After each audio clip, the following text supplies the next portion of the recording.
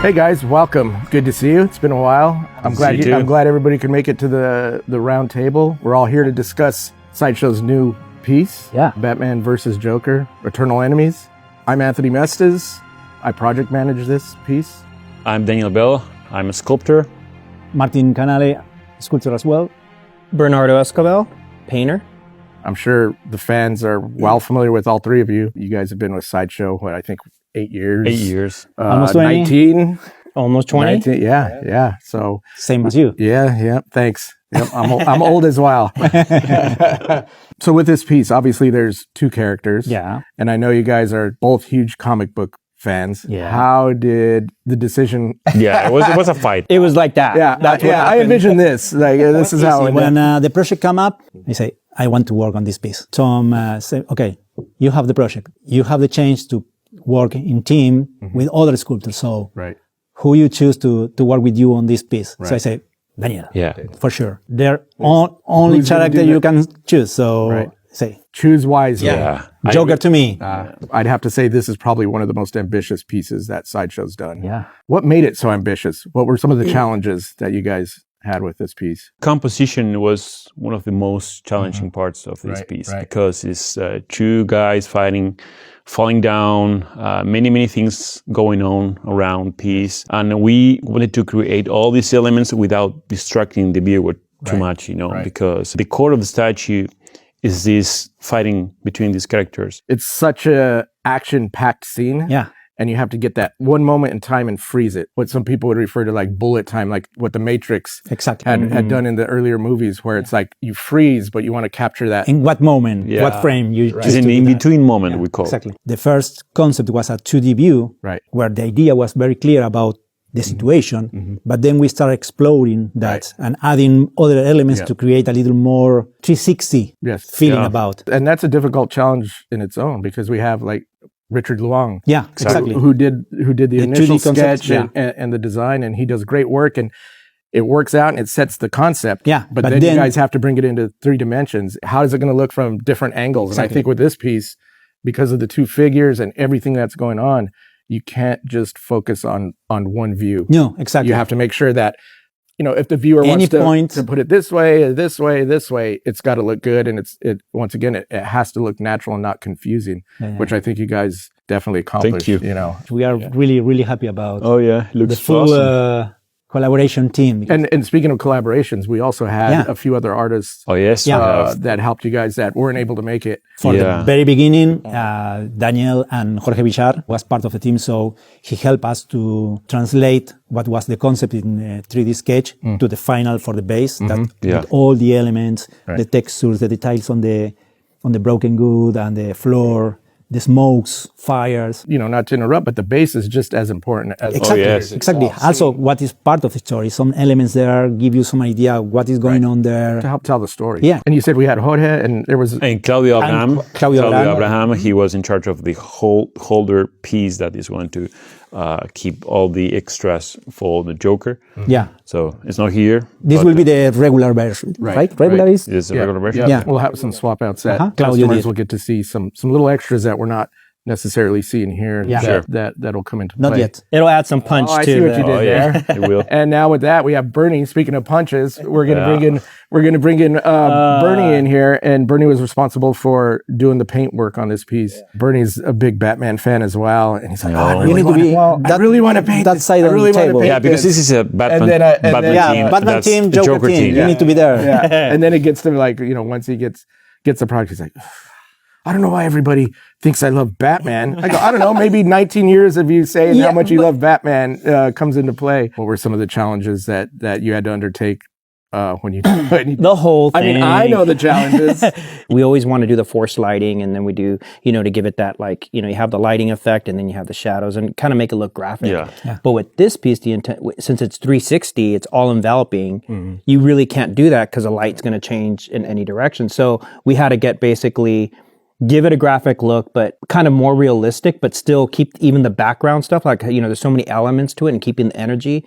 The background had to be subdued and toned down and desaturated, you know? It's tricky enough to do the eye line with a single figure because we always want it to, depending on the design or the character, we want it to be engaging with the viewer. Since it's a diorama, the eye lines have to interact with between each other. the characters. The eye line is what locks them together and engages them into that scene of combat and struggle that's going on. And that was going back and forth a lot. It would be set, you don't have to, and then you're not painting it together. You'd be looking at it, and you'd be like, it's off a little bit. I'm like, dude, you're killing me here.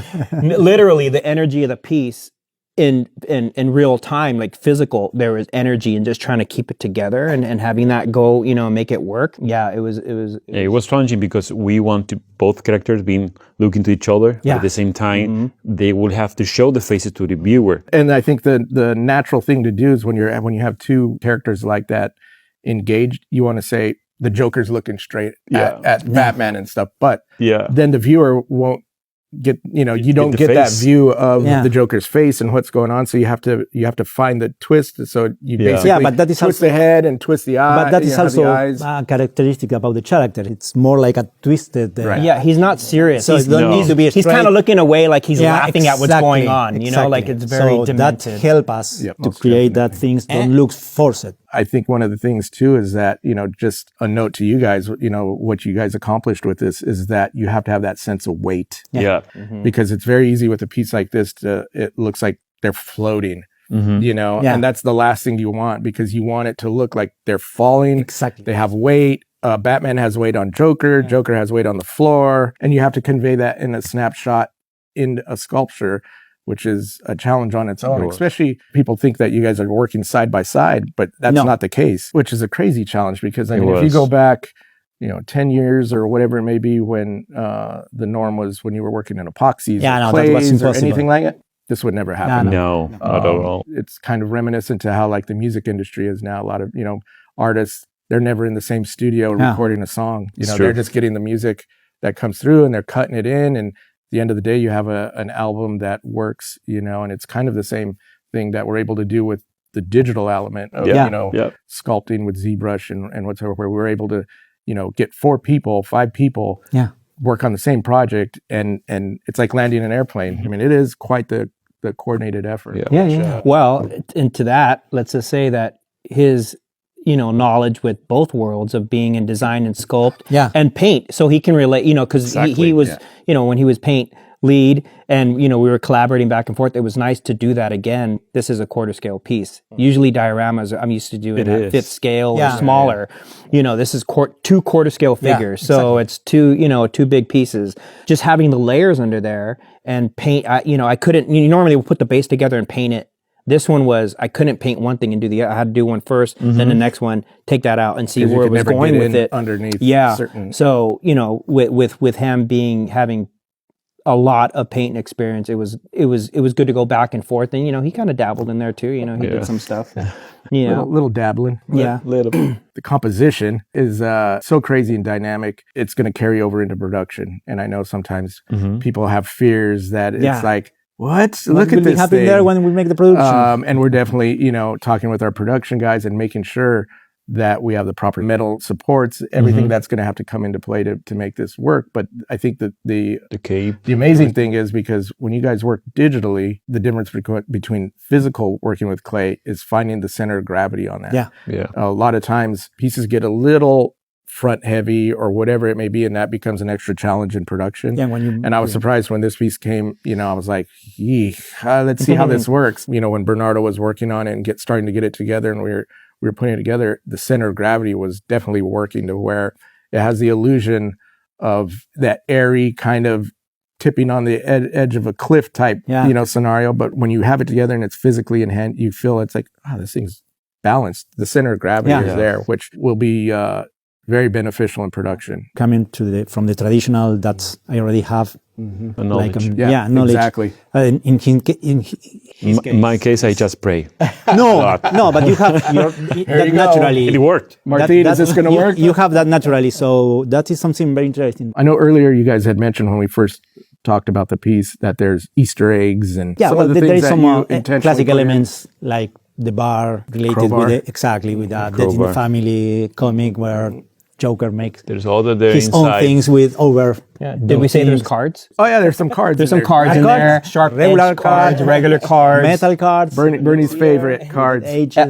teeth. Aren't there teeth in there? Yeah, Daniel had mentioned the chattering. And you have a Morningstar fish right here, and some other with a and poison and smoke. And as much as you guys sculpted and considered everything, when it comes to paint, I'm very referenceful. So I considered what a tin fish would look like. Yeah. Mm-hmm. So going and finding reference on that too, finding old, I think Japanese tin fish or something like that. Yeah. The way they were painted Japanese and toys. Japanese toys, the weathering and stuff, and trying to get it to look right. Just all the fine details that you guys put in. And when I looked at it, I was like, yeah. Even the wood, the edge of the... Bernie always wants a challenge and something new, and then he definitely got a challenge. And the thing with this though was that also too, I'd paint it a certain way and get it to somewhere, and he'd be like, do a little bit more. I'm like, wow. So basically, go all out.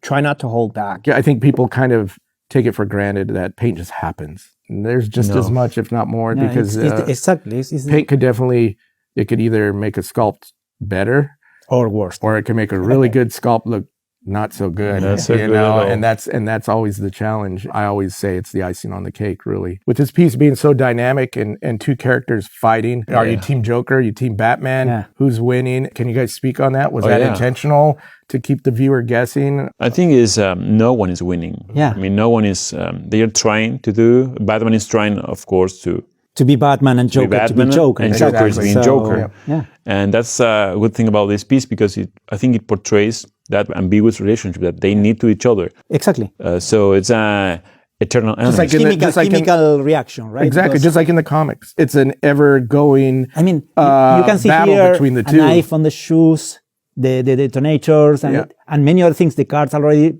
And he's like, okay, what's going to happen? Give me more Batman, I will give you more Joker. Yeah, right? exactly. It's a game. For him. They need each other. For him, it's like I want to stop this. I want to finish him. And he's, no, not yet. Yeah. We still have plenty of time. Exactly. Just to wrap it up, awesome piece. Thank you so much. Thank you. for the team, the entire team, and even from the one here, from the one not here. Yep. The master painter. Thank you. Senior painter Bernardo there. And of course, project to you too, manager, project manager, you directed, you help us. Thank you.